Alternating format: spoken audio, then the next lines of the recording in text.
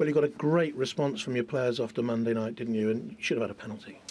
Yeah, well, the first things first, that's important after Monday night. You know, everyone knows it didn't look like us, we didn't play like us, and there wasn't that edge to our game that we provide a lot, you know, no matter who we're playing against. I thought that was on show on the opposite way today. You know, I thought the endeavour was there. I thought the will, the demand. We deliberately made the game as awkward as we could for the opposition by pressing them, by getting the ball forward extra early, even more so than I believe in, because we felt it would be effective. And I think over the game that generally was.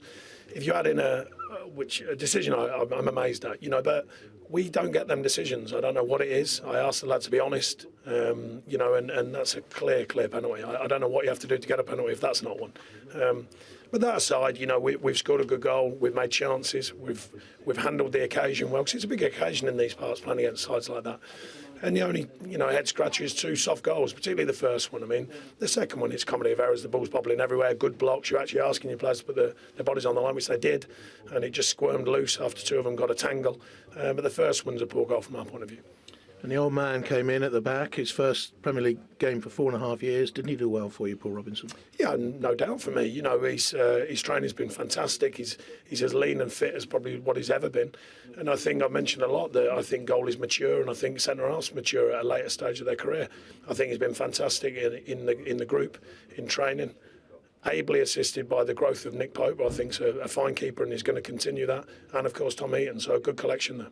Strong character as well, Paul, isn't he? Is it important now that in the next 6 weeks or so you really get those strong characters coming through for you? Well, I think we've shown it at home. I'm not over questioning our home situation, our home form, obviously.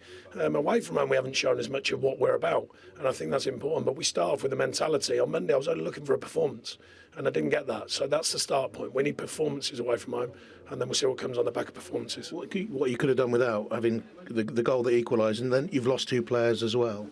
Well, that's part of football. It's unusual for us to lose players in games, particularly for muscle injuries. That's part of football. I thought we adapted well to that, actually, you know, against such a quality side. So I was pleased with the tactical, you know, understanding of the game plan today and the delivery of it. We just didn't get the result. And even at the end, Sean, you were going forward. The keepers had to make a couple of saves. You had one off the line. Yeah, I mean, there's no lack of desire. There's no lack of endeavour from my team.